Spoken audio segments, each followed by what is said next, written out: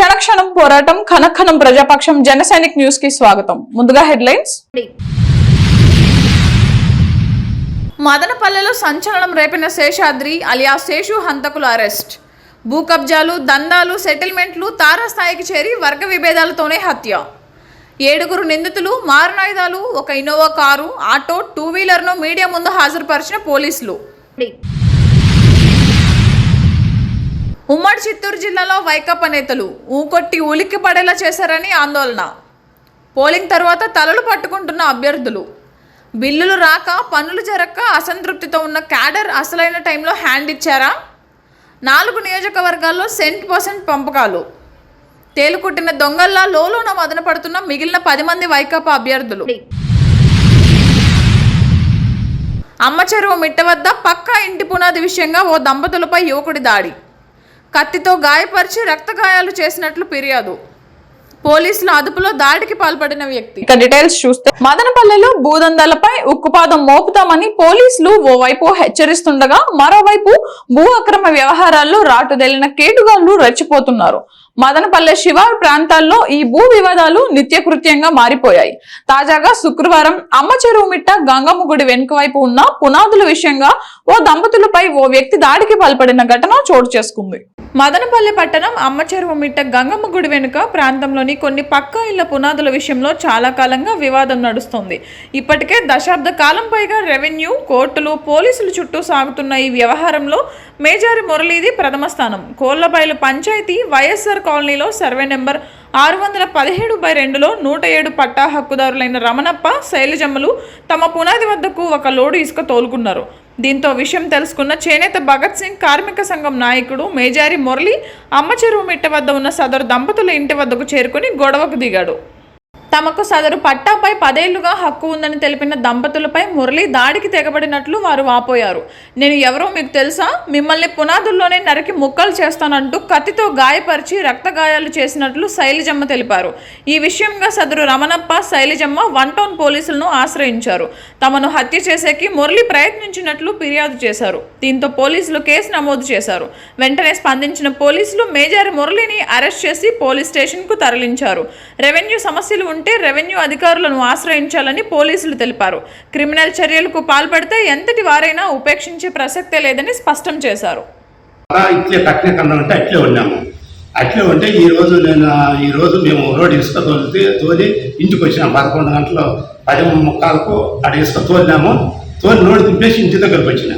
ఇంటి దగ్గరకు వస్తానే ఇంటికి పోయి అక్కడ కూర్చుంటానంటే వచ్చి మమ్మల్ని నువ్వెవరు ఇసుక తోలేదానికి నేను ఎవడో తెలుసునా అని చెప్పేసి నా సార్ పేపర్లు చూసుకుంటా అంటే ఆ పేపర్లో పెరుకోబోతే మేము చెయ్యి సత్తు చింపానే లోపల నుంచి ఎల్దేశం మా భార్య అడ్డపడి చెయ్యి అడ్డపడింది. మా భార్య కూడా సార్ ఇది జరిగింది. కష్టం ఇదే సార్ మురళి అని అతను మేము ఇసుక తోలి ఇంటికి వచ్చి మా ఇంటి కూర్చోంటే వచ్చి మీరు ఎవరు అనుకున్నావు, ఎక్కడ అనుకున్నావు నేనంటే ముక్కలు నరికేస్తామన్నాడు సార్.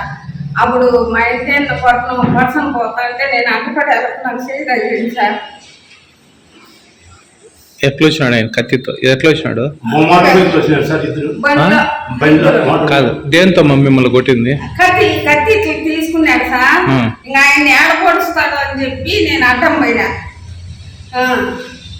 మదనపల్లి పట్టణంలో సంచలనం రేపిన శేషాద్రి హత్య కేసులో 7 నిందితుల్ని అరెస్ట్ చేసిన మదనపల్లి పోలీసులు ఇన్నోవా కారు, ఆటోలు, ద్విచక్ర వాహనాల్లో మారణాయుధాలతో అర్ధరాత్రి శేషాద్రి ఇంటికి చేరుకున్న హంతకులు మిద్దెపైకి పిలుచుకెళ్లి కత్తిపోట్లు పారిపోయి ఇంట్లో దాక్కుంటే వెంటబడి పొడిచి చంపేసిన వైనం. అన్నమయ్య జిల్లా మదనపల్లె శ్రీవారి నగర్ లో ఈ నెల 25 రాత్రి జరిగిన శేషాద్రి హత్య కేసులో 7 అరెస్ట్ చేసిన పోలీసులు మదనపల్లె పరిసరాల్లో సంచలనం రేకెత్తించిన పొంగనూరు శేషాద్రి దారుణ హత్య కేసులో శుక్రవారం 7 అరెస్ట్ చేసినట్లు డీఎస్పీ ప్రసాద్ రెడ్డి తెలిపారు. భూ కబ్జాలు, దందాలు, సెటిల్మెంట్లు తారాస్థాయికి చేరి వర్గ విభేదాలతో ఈ హత్య జరిగినట్లు డీఎస్పీ తెలిపారు. గొల్లపల్లెకు చెందిన ఆనంద్, రాజశేఖర్, చరణ్, చెన్నారెడ్డి, మణికంఠ, మహేష్, నజీర్ ఖాన్లు కలిసి శేషాద్రిని హత్య చేసినట్లు ఆయన తెలిపారు. శేషాద్రి హత్య కేసులో 7 నిందితులను అరెస్ట్ చేసి శుక్రవారం రిమాండ్కు తరలించారు. ఈ సందర్భంగా మదనపల్లె డీఎస్పీ ప్రసాద్ రెడ్డి విలేకరులతో మాట్లాడుతూ బహుజన సంఘం నుంచి ఇటీవల వేరుపడిన శేషాద్రి బహుజన భీమసేన సంఘం పేరుతో ఓ సంఘాన్ని ఏర్పాటు చేసుకున్నాడని వెల్లడించారు. శేషాద్రి భూ వివాదాలు, ల్యాండ్ సెటిల్మెంట్లు చేస్తూ ఉండేవాడు. ఈ క్రమంలో బహుజన సేవలోనే పనిచేస్తున్న కొండపల్లి ఆనంద్, శేషాద్రి మధ్య ఆధిపత్య పోరు మొదలైందని, పలు ల్యాండ్ సెటిల్మెంట్లలో ఇరు వర్గాలు పలువురు హెచ్చరికలు కూడా చేసుకున్నారు. అంతేకాకుండా ఇటీవల నాగరాజు అనే వ్యక్తిని బహుజన సంఘం నుంచి భీమసేన సంఘం వైపు శేషాద్రి లాక్కున్నాడు. దీంతో ఇరు వర్గాల మధ్య ఆధిపత్య పోరు తారాస్థాయికి చేరుకుంది. ఈ క్రమంలో ఈ నెల 24వ తేదీన శేషాద్రి నివసిస్తున్న శ్రీవారి నగర్కు ఒక ఇన్నోవా కారు, ఆటో, ద్విచక్ర వాహనాల్లో కొండపల్లి ఆనంద్, మణికంఠ మహేష్, రాజశేఖర్, చరణ్ కుమార్, చంద్రశేఖర్ రెడ్డి అలియాస్ చెన్నారెడ్డి మరియు నజీర్ ఖాన్లు చేరుకున్నారు. శేషాద్రి ఇంటి తలుపులు పగలగొట్టి వీరు లోనికి ప్రవేశించారు. శేషాద్రిని మిద్దెపైకి తీసుకెళ్లి కత్తులతో నరికారు. అక్కడి నుంచి పారిపోయి శేషాద్రి ఇంటిలోకి దూరాడు. కానీ హంతకులు శేషాద్రిని వెంటబడి తరిమి బాత్రూంలో, హాల్లోనూ కత్తులతో పొడిచి చంపారు. శేషాద్రి భార్య కమల, తండ్రి హరిప్రసాద్ ఫిర్యాదుతో కేసు నమోదు చేసిన మదనపల్లె డీఎస్పీ ప్రసాద్ రెడ్డి 4 సీఐలతో ప్రత్యేక బృందాలుగా కేసు విచారణ చేపట్టారు. ఈ క్రమంలో శుక్రవారం 7 నిందితులను అరెస్ట్ చేసి రిమాండ్కు తరలించారు. ఇరు వర్గాల మధ్య ఆధిపత్య పోరుతోనే హత్య జరిగిందని డీఎస్పీ తెలిపారు. ఈ సమావేశంలో rural CI Sekhar, 1 town CI Vallibasu, 2 town CI Yuvaraj, తాలూకా సీఐ సద్గురుడు, పోలీస్ సిబ్బంది పాల్గొన్నారు. రాజశేఖర్, చరణ్ కుమార్, చంద్రశేఖర్ రెడ్డి, పఠాన్, నజీర్ ఖాన్ ఇంకా కొంతమంది బహుజన సేన పార్టీలో ఉండి మదనపల్లి టౌన్లో కొన్ని ల్యాండ్ సెటిల్మెంట్స్ చేయడము, డిస్ప్యూటెడ్ ఫ్లాట్ సెంటర్ కావడము, తర్వాత ఈ సెటిల్మెంట్ చేసి వచ్చిన డబ్బు షేర్ చేసుకునే వాళ్ళు. ఈ క్రమంలో వీళ్ళ మధ్య కొన్ని డిఫరెన్సెస్ వచ్చాయి. కొండపల్లి ఆనంద్కు ప్లస్ చనిపోయిన శేషాద్రికి ఒక 6-7 నెలల కిందట అతను బయటకు వచ్చేసి భీమసేన అనే పార్టీ పెట్టేసుకొని సొంతంగా రియల్ ఎస్టేట్స్, ల్యాండ్ సెటిల్మెంట్స్ ఇవల్ల చేసుకుంటూ ఉన్నాడు. ఈ క్రమంలో కొంతకాలం కిందట రామారావు కాలనీలో అతను అంబేద్కర్ స్టాచ్యూ కూడా ఏర్పాటు చేయడం జరిగింది. కొంత ఫండ్స్ మొబైలైజ్ చేసి ఆ విషయంలో కూడా ఆనంద్ అతను హెచ్చరించడం జరిగింది. ఈ క్రమంలో ఇద్దరి మధ్య భేదాలు తీవ్ర స్థాయికి పోవడం జరిగింది. తర్వాత ఈ మధ్యకాలంలో కొండపల్లి ఆనంద్ నాగరాజు అనే ఒక వ్యక్తిని పోలింగ్ సందర్భంలో కొట్టడం కూడా జరిగింది. ఆ విషయాన్ని ఈ నాగరాజు శేషాద్రికి చెప్పడానికి శేషాద్రి దాన్ని ఫోన్లో వార్త చేయడం జరిగింది. ఈ మధ్య వీళ్ళిద్దరి మధ్య కూడా ఒకరినొకరు దూషించుకోవడం, విభేదాలు పెరిగిపోవడం. 24వ తేదీ 24-25 రాత్రి వీళ్ళంతా 10 వ్యక్తులంతా ఆనంద్, మణికంఠ, చరణ్ కుమార్, రాజశేఖర్, నజీర్, తర్వాత చంద్రశేఖర్ రెడ్డి వీళ్ళంతా 7 మంది అంతా కలిసి ఒక పథకం ప్రకారం ఒక మోటార్ సైకిల్లో, ఒక ఆటోలో వాళ్ళ ఇంటి దగ్గరికి పోయి అక్కడ ఎవరు లేదని గమనించుకొని ఇంటిలోకి ప్రవేశించి ఇంటి యొక్క తలుపులు రాజశేఖర్ మెయిన్ డోర్ హ్యామర్ సుత్తితో పగలగొట్టడం జరిగింది. తర్వాత అక్కడ లోపల ఉన్నటువంటి ఫ్యామిలీతో నిద్రపోతున్నటువంటి శేషాద్రి వాళ్ళ భార్యను ఆయన రెస్క్యూ చేసేదానికి ప్రయత్నం చేశారు. ఆయన కూడా bedroom door plus bathroom door పగలగొట్టి మాట్లాడాలని పైకి తీసుకున్నారు. టెరాస్ మీద మాట్లాడుతూ ఆనంద్ అతన్ని తలపైన నడవడం జరిగింది. చంపుతారని చెప్పేసి భార్య కూడా రెస్క్యూకి పోయింది, కానీ ఆమెను కూడా తోసేశారు. ఇంట్లోకి వచ్చిన తర్వాత అతను పై నుంచి బాత్రూంలో తిరిగాడు. వీళ్ళంతా అతన్ని చేంజ్ చేసి బాత్రూంలోకి వచ్చారు. బాత్రూంలో అతన్ని నరికినారు. అక్కడి నుంచి హాల్లోకి తీసుకొచ్చేసి 7 మంది కలిసి అతన్ని నరికేసి చంపివేయడం జరిగింది. దానిపైన మనం మదనపల్లి పోలీస్ స్టేషన్లో కేసు రిజిస్టర్ చేయడం. ఇన్వెస్టిగేషన్లో భాగంగా ఈరోజు మనకు వచ్చిన ఖచ్చితమైన ఎస్పీ గారి ఆదేశాల మేరకు, మనకు వచ్చిన సమాచారం మేరకు మదనపల్లి 2 టౌన్ ఎస్ఐ గారు, తర్వాత వాళ్ళ ఎస్ఐ సుబ్బయ్య, వినయ్, తర్వాత మన సిబ్బంది, తర్వాత వీళ్ళు మిగతా ఇన్స్పెక్టర్స్ వీళ్ళ సహకారంతో, రాజశేఖర్ తర్వాత వీళ్ళ సహకారంతో దానినంతా మనం అన్నమయ్య సర్కిల్ ఈరోజు 9:30 గంటలకు అరెస్ట్ చేయడం జరిగింది. అరెస్ట్ చేసిన తర్వాత అందరినీ విచారించి వాటి కన్ఫెషన్ కూడా మనం రికార్డ్ చేయడం జరిగింది. కన్ఫెషన్లో ఏ విధంగా పట్ల చేశారని వాటిని వివరించడం జరిగింది. వాళ్ళ కన్ఫెషన్ మేరకు నేరంలో ఉపయోగించినటువంటి ఒక ఇన్నోవా, తర్వాత ఒక ఆటో, ఒక మోటార్ సైకిల్, తర్వాత నేరంగా పోయినటువంటి కత్తులు 7 కత్తులు కూడా స్వాధీనం చేసుకోవడం జరిగింది. వాళ్ళని ఈరోజు మనం మెడికల్ టెస్ట్ అని అయిపోయిన తర్వాత కోర్టులో హాజరుపెట్టాం. తంబలపల్లె నియోజకవర్గం బి కొత్తకోటలో రెచ్చిపోతున్న మట్టి మాఫియా. యథేచ్ఛగా మట్టి అక్రమ రవాణా చూసి చూడనట్లు వ్యవహరిస్తున్న రెవెన్యూ అధికారులు. అక్రమార్కులకు కాసుల వర్షం కురిపిస్తున్న మట్టి దందా. అక్రమ మట్టి దందా రాయిళ్లు ప్రభుత్వ నిబంధనలకు విరుద్ధంగా కుంటలు చెరువులు వదలకుండా వాటిని గుల్ల చేస్తున్నారు. బి కొత్తకోటలోని పెద్ద చెరువులో అక్రమంగా 100 ట్రాక్టర్ల మట్టిని మట్టి మాఫియా తోడేస్తోంది. జేసీబీల సాయంతో మట్టిని తోడేస్తూ ఇళ్ల నిర్మాణాలకు వెంచర్లకు తరలిస్తూ దళారులు జేబులు నింపుకుంటున్నారు. గత కొద్ది రోజులుగా 100 ట్రాక్టర్ల మట్టిని తరలిస్తూ జేబులు నింపుకుంటున్న అక్రమార్కులపై ఉన్నతాధికారులు చొరవ చేసుకుని చర్యలు తీసుకోవాలని బి కొత్తకోట ప్రజలు కోరుతున్నారు. ఉమ్మడి చిత్తూరు జిల్లా అధికార పార్టీలో ఇప్పుడు ఒకటే టెన్షన్ కనిపిస్తోంది. ఎన్నికల ముందు ఊకొట్టి తర్వాత ఉలిక్కి పడేలా చేశారన్న ఆందోళన కొందరు అభ్యర్థుల్లో వ్యక్తమవుతోంది. ఎన్నికల ముందు వరకు వ్యతిరేకంగా ఉన్న వారిని నయానో భయానో దారికి తెచ్చుకొని పోలింగ్ తతంగం కానిచ్చామని రిలాక్స్ అయ్యారు నాయకులు. అయితే సదరు నేతలు వారి అనుచరులు టైం చూసి దెబ్బ కొట్టారన్న అనుమానాలతో సతమతమవుతున్నారు. కీలకమైన పోల్ మేనేజ్మెంట్ లో సొంత మేనేజ్మెంట్ కే ఎక్కువ ప్రాధాన్యత ఇచ్చారన్న సమాచారంతో తెగ హైరాణ పడిపోతున్నారంట. అసలు ఆ జిల్లాలో వారికంత గాబరా ఎందుకో మీరే చూడండి. ఉమ్మడి చిత్తూరు జిల్లా వైసీసీ నాయకులు కొందరు విచిత్రమైన పరిస్థితి అనుభవిస్తున్నారట. పోటాపోటీగా సై అంటే సై అనేలా సాగిన ఎన్నికలలో అత్యంత కీలకమైన పోల్ మేనేజ్మెంట్లో సూపర్ సక్సెస్ అయ్యామని భావించిన నేతలకు పోలింగ్ తర్వాత బూత్ల వారీగా ఓటింగ్ శాతంపై చేపట్టిన లెక్కలు షాక్ ఇస్తున్నాయంట. ఓటింగ్ అప్పుడు పోల్ మేనేజ్మెంట్ పకడ్బందీగా చేశామనుకున్న అభ్యర్థులు అందులో జరిగిన లొసుగులు బయటకు రావడంతో తెగ ఆందోళన చెందుతున్నారంట.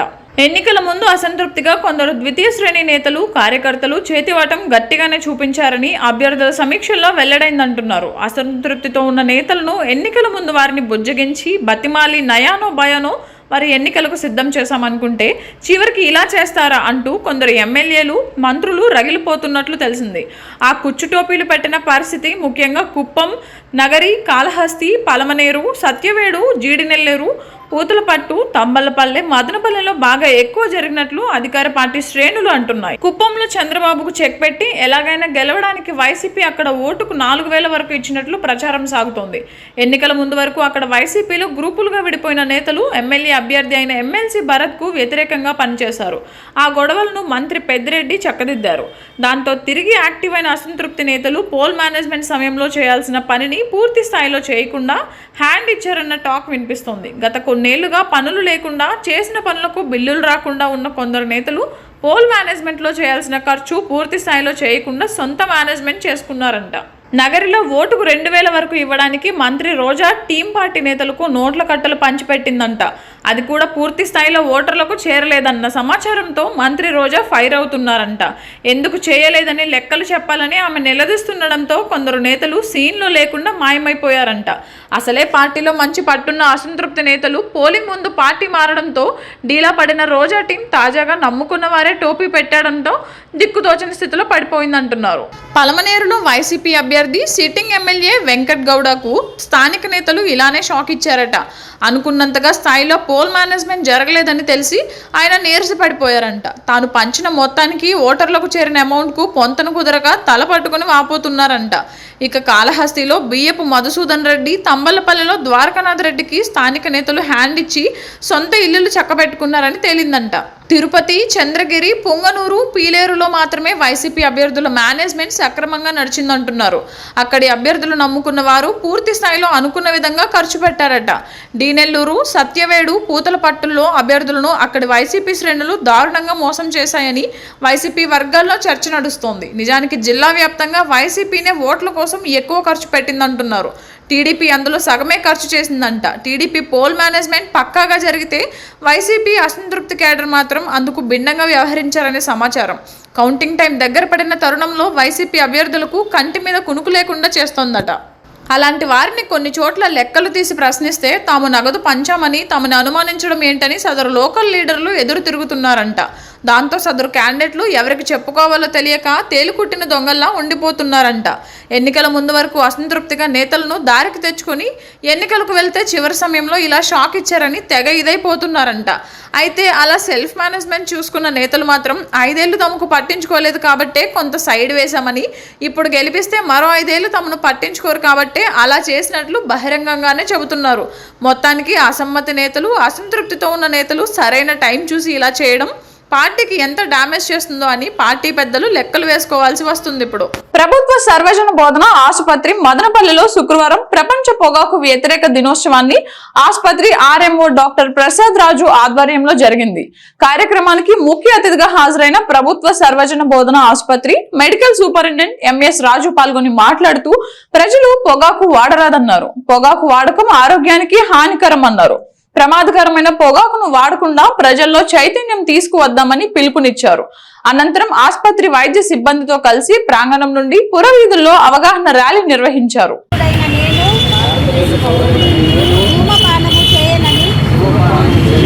పొగాకు సంబంధిత ఉత్పత్తులను వాడనని మరియు నా కుటుంబ సభ్యులను నా పరిచయస్తులను పొగ తాగవద్దని, పొగాకు ఉత్పత్తులను సేవించవద్దని చైతన్యపరుస్తానని, అలాగే నేను విద్యను అభ్యసించు విద్యా సంస్థల ప్రాంగణాన్ని పొగాకు రహిత ప్రాంగణంగా ఉంచుతానని మరియు నా తోటి వారిని అది